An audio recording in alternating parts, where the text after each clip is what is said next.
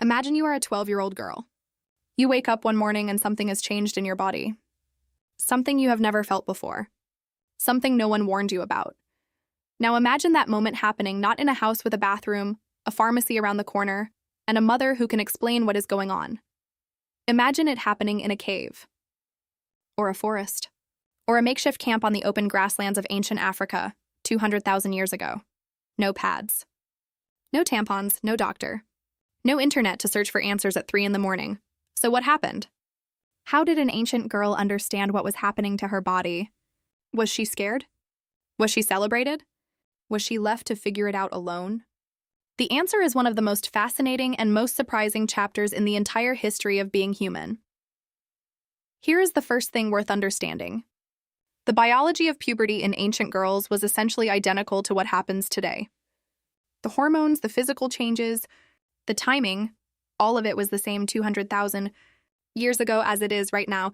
Researchers studying ancient skeletal remains have found evidence suggesting that the average age of first menstruation in prehistoric populations was likely somewhere between 12 and 14 years old, remarkably similar to modern averages in many parts of the world today. This makes sense from an evolutionary standpoint. Puberty timing is driven by the body reaching a certain level of physical development and body fat percentage, signals to the brain that the body is ready to potentially support reproduction.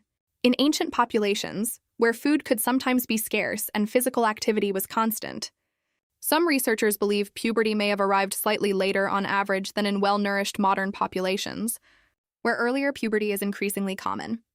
But the window was broadly the same, so the biology was identical. What was radically different was everything around it. The knowledge, the preparation, the cultural meaning, the practical management, and most importantly, how the community responded when it happened.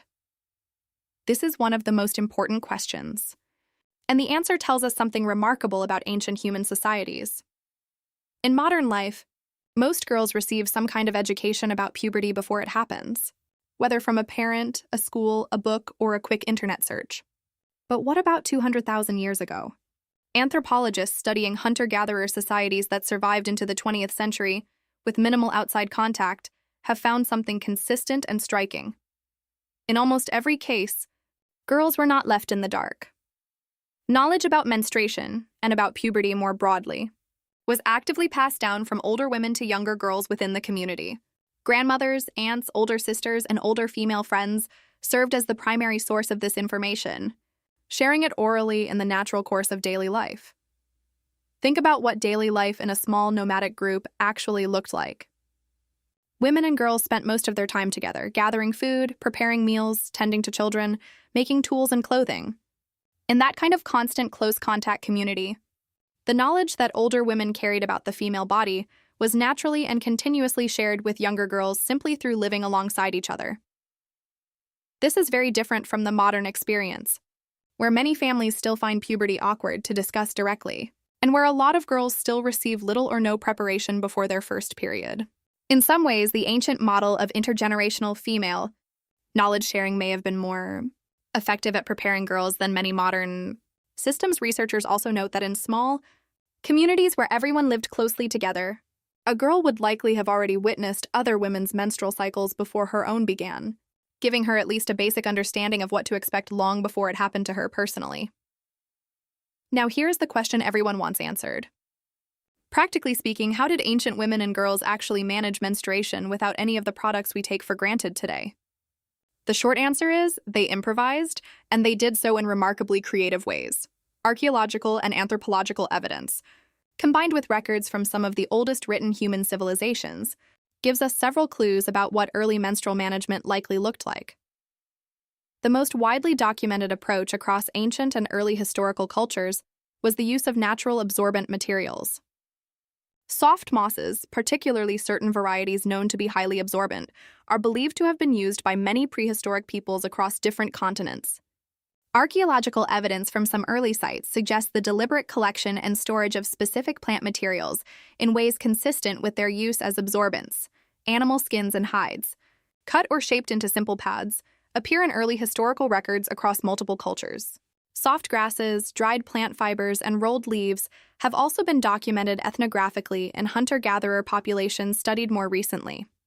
In some warmer climates and cultures, there is evidence that women simply bled freely with little or no attempt at containment, managing flow through body position, movement, and timing rather than through absorbent materials. This is less surprising when you consider that many ancient people wore little clothing in warm climates, and that the social stigma around menstrual blood varied enormously between cultures. Some of the earliest written records of menstrual management come from ancient Egypt, where papyrus records describe the use of soft papyrus fibers, the same plant used to make paper, as a form of internal absorbent material, making it one of the oldest documented references to anything resembling a tampon in human history. In ancient Greece and Rome, written records describe women using wool as a menstrual cloth, wrapped or folded and held in place by simple linen wrappings around the lower body. The point is that across virtually every culture we have evidence for, women found practical solutions using whatever materials were available to them locally. Necessity drove creativity, and that creativity was passed down, just like knowledge of childbirth, from one generation of women to the next. Here is where the story becomes truly fascinating, and where ancient cultures diverge most sharply from each other and from modern attitudes. In the modern world, menstruation is still often treated as something private, even shameful, something to manage quietly and keep hidden.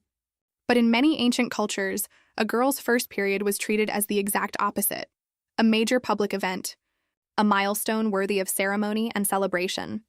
Anthropologists studying hunter-gatherer and early agricultural societies across Africa, the Americas, Australia, and parts of Asia have documented elaborate first menstruation rituals in hundreds of distinct cultural traditions.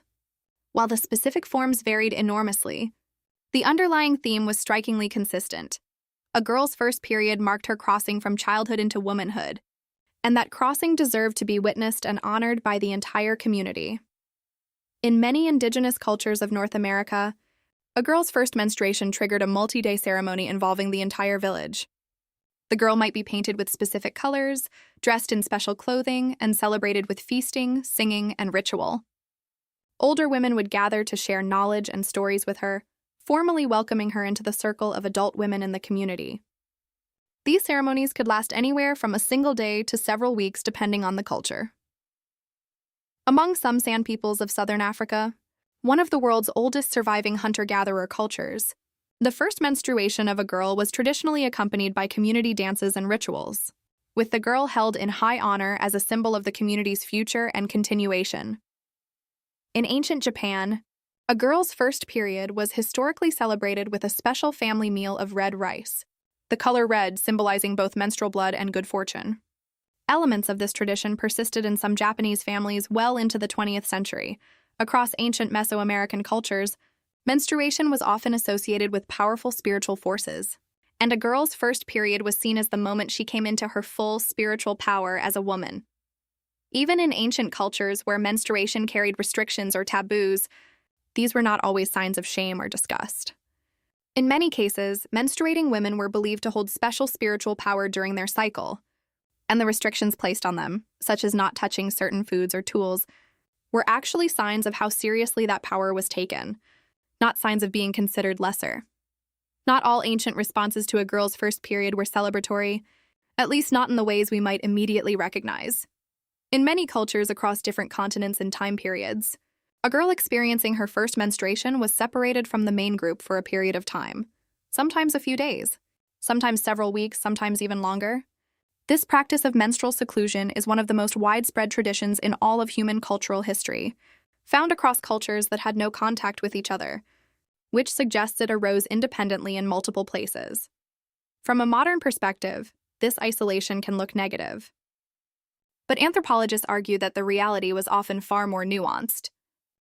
In other traditions, the seclusion was connected to spiritual beliefs about the power of menstrual blood, a belief that during her period, a woman's spiritual energy was so strong that it could interfere with hunting, with sacred objects, or with other spiritual practices of the group. The seclusion was therefore a form of protection for the community, not a punishment for the girl. The experience of seclusion varied enormously. In some cultures, it was genuinely difficult and isolating. In others, it was a pampered retreat, with the girl fed special foods and treated with particular care. The meaning behind the practice mattered enormously, and it was rarely as simple as modern interpretations sometimes suggest. Here is the twist in this story. For all the discomfort, the lack of modern products, and the varying cultural attitudes surrounding it, ancient girls had something that a surprising number of modern girls still lack. They were rarely alone in the experience. In a small, tight-knit community where women and girls lived and worked in close proximity every day, menstruation was simply a known and visible part of life. There was no taboo of silence around it. Older women openly shared their knowledge and experience. Girls were not expected to discover puberty alone, manage it alone, or feel ashamed of it alone. Researchers studying modern adolescent girls across the world consistently find that one of the most significant factors in how positively or negatively a girl experiences her first period is simply whether she felt prepared for it, and whether she had someone to talk to about it openly.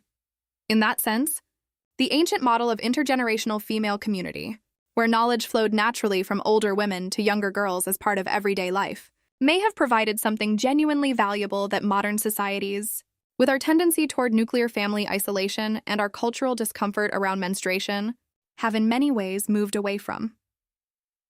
Some researchers even argue that the elaborate first period ceremonies of many ancient cultures served an important psychological function. By marking the transition publicly and positively, they helped girls integrate this change into their identity as something to be proud of rather than embarrassed by. So what happened when an ancient girl got her first period?